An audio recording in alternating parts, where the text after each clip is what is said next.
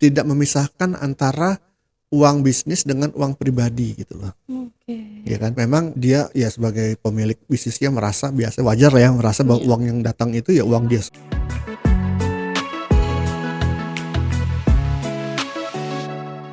Banyak bisnis terlihat ramai, laku, penjualan jalan terus, tapi pemiliknya tetap stres karena uang masuk dan keluar tidak pernah benar-benar terkendali.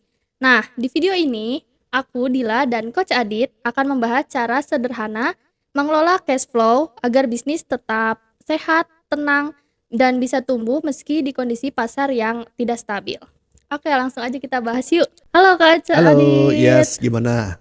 Aduh, kelihatannya cerah banget nih ya, Kos, ya, kayak bajunya Oke, nih. iya dong gitu ya. Kayak Setelah ceria terus, gitu, karena Kos. baru makan siang. Oh iya, semangat ini, Kos, Semangat ya. ya.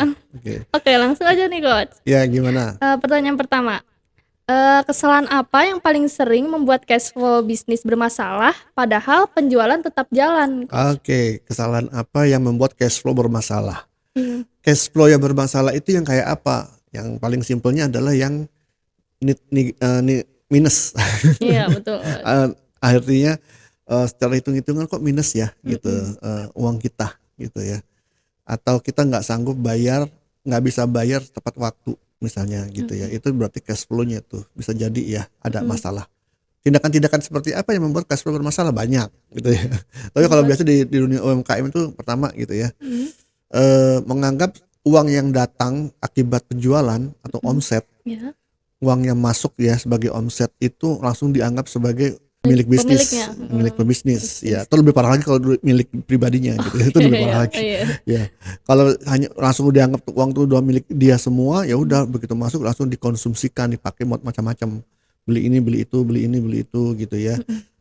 Walaupun itu untuk kebutuhan perusahaannya, walaupun itu untuk kebutuhan bisnisnya, tapi dia tidak tidak sadar bahwa dalam uang tersebut ada sebagian yang memang adalah kewajiban dia harus membayar misalnya gitu Mm-mm. ya. Kewajiban dia dalam membayar biaya-biaya tetap seperti misalnya biaya listrik, biaya air, biaya karyawan Karyawan. gitu kan, atau biaya-biaya yang memang akibat bisnisnya, misalnya Mm. bayar ke supplier Mm-mm. gitu kan. Sewa, ya Sewa, kan. kalau sewa itu biaya tetap gitu Oh iya. ya. Nah itu semua ya mestinya harus diprioritaskan dulu gitu kan ya. Nah, tapi karena menganggap semua uang yang masuk sebagai omset itu ya sebagai milik dia aja, jadi akhirnya dia pakai langsung gitu ya, dikonsumsikan kepada hal-hal yang sifatnya lebih konsumtif gitu Oke. ya. Yang kedua ini sebenarnya berkaitan juga sih, tidak memisahkan antara uang bisnis dengan uang pribadi gitu loh. Oke. Ya kan, memang dia ya sebagai pemilik bisnisnya merasa biasa, wajar lah ya, merasa bahwa Iya, uang yang datang itu ya uang dia uang semua. saya gitu ya, Mas. Padahal harusnya dia harus ngelihat, oh ini adalah uang yang untuk bisnis nih, untuk biaya operasional bisnis. Mhm. Terus ada bagian yang memang untuk sayanya gitu ya. Ya seharusnya walaupun dia pemilik bisnis, Mhm. dia harus punya gaji juga gitu loh. Mhm. Iya, iya, Ya, iya. Mhm. gaji itu ya tentu dengan standar tertentu, dia harus menetapkan gaji buat dirinya sendiri supaya dia bisa mengambil itu gaji uang itu tuh sebagai haknya dia sebagai uang pribadinya Oh, jadi gitu. nggak pakai yang itu ya, Nggak Coach? iya Heeh. mentang-mentang oh masuk hari ini masuk 1 miliar, oh berarti gaji saya 1 miliar dong, enggak Nah, gitu. iya, iya, iya. Iya, Iya kan, Coach, heeh. jadi harus dipisahkan Asik. antara kebutuhan bisnisnya dengan untuk pribadinya gitu kan. Mhm. Sering tuh misalnya bisnis warteg atau orang bisnis apa ya, usaha eh, nasi goreng gitu kan. Mhm. Uang udah masuk ke laci gitu kan Iya. dalam sehari, tiba-tiba anaknya datang minta uang Duit. jajan Iya, misalnya. betul. Ambil dari situ langsung Iya, gitu kan. langsung. Pas di akhir bulan atau di akhir waktu dia bingung nih, kok uangnya tinggal Kok segini habis gitu ya? ya, Heeh. tadi dikasih ke siapa aja gitu kan, padahal saya harus beli lagi nih bahan baku, beli bumbu-bumbu, beli nasinya, beli apa, Mhm. bayar gas, tapi kok habis gitu ya, karena nggak terkontrol gitu loh uang masuk dengan Oke. uang keluarnya gitu Iya, ya, betul. karena tadi tidak memisahkan. Harusnya kan dia bayar anaknya, ngasih anaknya uang jajan itu kan dari uang pribadinya, Iya, betul. uang pribadi dari mana, dari gajinya dia Gajinya. gitu. Kalau atau memang dicatat gitu kan, jadi Mhm. anggaplah itu hutang dia, Oh, iya, benar. hutang dia terhadap kepada bisnisnya gitu loh. Iya. Kalau memang dia belum ada uang pribadi ya. Iya betul. Gitu. Jadi jelas jadi cash flow-nya kalau kayak gitu ya. Dan di akhir waktu, di akhir periode, apakah di akhir minggu, di akhir bulan, hasil uangnya tuh positif, nggak ada yang negatif. Jadi nggak ada yang pembayarannya tertunda pada akhirnya gitu. Jadi pengeluarannya tercatat ya Coach, ya, apa Mm-mm. aja gitu. Ya itu kesalahan-kesalahan yang sering terjadi sih. Mm-mm. Utamanya ya tadi. Tapi semua itu memang bermula dari dia tidak memisahkan antara uang pribadi dengan uang bisnis. Oke Coach, pertanyaan kedua nih Coach. Ya. Untuk para pebisnis kecil, itu fokus cash flow pertama sebaiknya dimulai dari mana dulu nih Coach? Oh, maksudnya ya supaya cash flow-nya itu bisa sehat gitu. Iya betul Coach. Hmm. Yang pertama tadi Hmm. pisahkan antara uang pribadi dengan uang bisnis, Mm-mm. gitu ya. Uang pribadi bagian dari omset itu mana yang buat uang pribadinya. Uang pribadi itu bukan dari omset ngambilnya, dari profit Oke. ya. Hmm. Bukan dari profit, dari cash yang masih ada ketika sudah melakukan pembayaran gitu ya. Jadi gini, bikin proyeksi cash flow 3 bulan ke depan ya. Jadi dipetakan tuh, Mm-mm. oh tanggal sekian harus bayar ini, tanggal sekian bayar ini, tanggal sekian udah dimasukin ke Excel gitu contohnya ya. Mm-mm. Terus pemasukan hari ini berapa, hari ini masukin, terus dibikin proyeksi pengeluaran 3 bulan ke depan, dilihat mana yang setiap bulannya itu yang masih negatif gitu ya. Oh ternyata kalau masih negatif harus di breakdown lagi di bagian mana yang bikin negatif, padahal seharusnya dari pemasukan yang ada itu cukup untuk bayar gitu loh, untuk bayar semua pengeluaran, tapi kok negatif. Jangan-jangan ada pembayaran yang bisa juga terlalu cepat Mm-mm.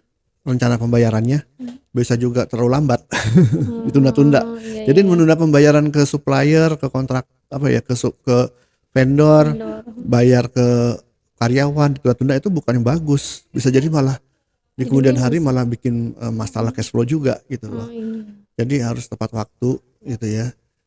Ternyata baru ketahuan nanti, oh negatif atau positif nih. Kalau udah positif berarti udah sehat.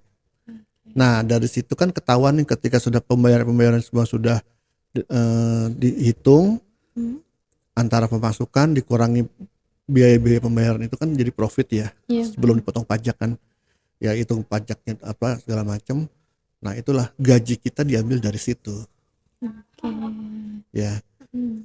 Berapa Pak? Ya kalau menurut saya sih untuk awalnya ya sepertiga lah dari cash yang apa ya, yang Udah masih bersih ada lah di kali situ ya. ya, iya cash bersihnya gitu. Oke. Nanti lama-lama baru ini gitu ya, Oh berarti bisa pengeluarannya beda ditingkatin. ya Coach? Gitu ya. Kemudian setelah itu tadi ya sepertiga, 2/3-nya untuk operasional.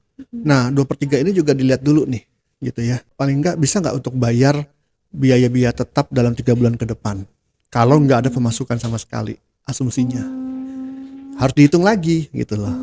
Langsung udah ada rencana ya Coach Iya berarti. gitu. Jadi misalnya oh dari sisa nih ya, setelah pembayaran, setelah dipotong pajak segala macam, sisa cash ini bisa nutup nggak ya untuk 3 bulan ke depan untuk bayar biaya tetap dengan asumsi nggak ada pemasukan, nggak ada penjualan.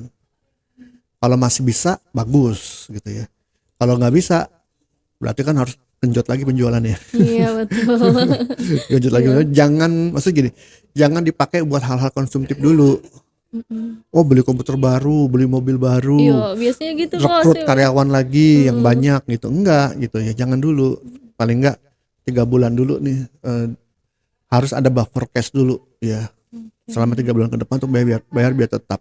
Bahkan untuk merekrut pun ya harusnya idealnya sih dia harus punya uang cash dulu yang bisa bayar karyawan baru ini selama setahun ke depan untuk dia, untuk si karyawan ini.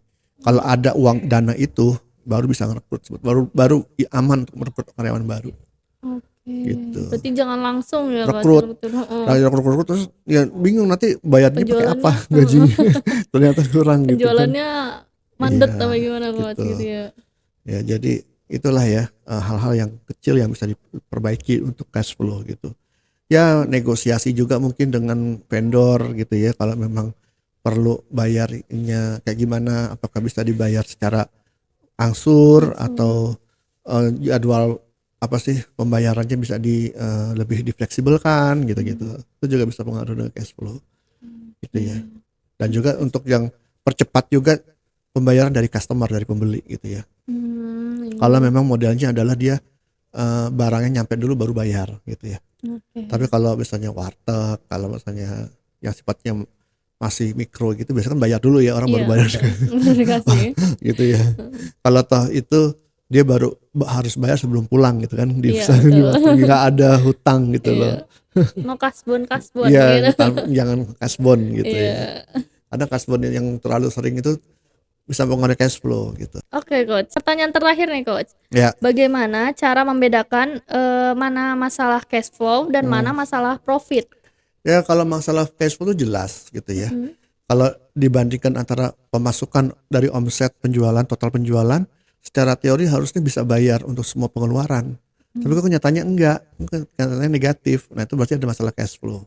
Oke. Kalau masalah apa tadi? Profit. Profit, ya udah pasti itu masalahnya bisa karena memang kita kurang penjualan kita gitu kan. Oh, gitu. Atau harganya kemurahan ya Hmm. dibanding dengan apa ya, dengan harga pasar gitu ya. Atau juga karena pengeluaran kita emang gede gitu loh, terutama biaya Oke. tetapnya gitu ya.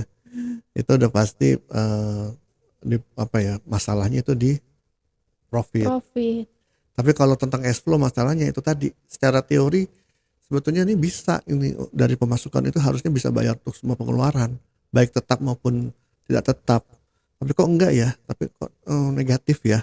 Nah itu berarti ada masalah bagaimana dia memproyeksikan atau memetakan pemasukan dan pengeluarannya, rencananya itu kurang bagus gitu ya, kurang balance gitu. Terplanning gitu ya, kalau Mm-mm. tidak terplanning. Iya gitu, Kalau profit tentang keuntungan ya, betul. Coach. Contoh lah kalau kamu ini gajian, Hmm. dalam sebulan itu kamu ada biaya-biaya tetap, misalnya bayar uang kos, bayar bensin, uang makan dihitung selama sebulan berapa, ya kan? Kalau di total ternyata kok terus secara teori gaji kamu tuh masih ada ininya, sisanya gitu yang bisa Iya. ditabung. Mm-mm. Tapi kenyataannya kok enggak gitu kan. Nah, Iya. ini berarti ada masalah cash flow nih. Cash flow-nya ya, Coach. Apakah pengeluaran harus dikurangin atau harus diatur ulang penjadwalannya gitu ya. Segala Atau macam. biaya-biaya apa mendadak gitu kan, Iya. darurat gitu mungkin, Nah, Coach. Wah, menarik banget nih pembahasan kali ini. Kalau dari teman-teman ada yang mau ditanyain, boleh langsung drop komennya di bawah. Dan kalau teman-teman mau langsung diskusi dengan Coach Adit, bisa join grup WhatsApp, linknya ada di deskripsi. Sekian, aku Dila, saya Aditya Wijaya. sampai Sampai jumpa. jumpa.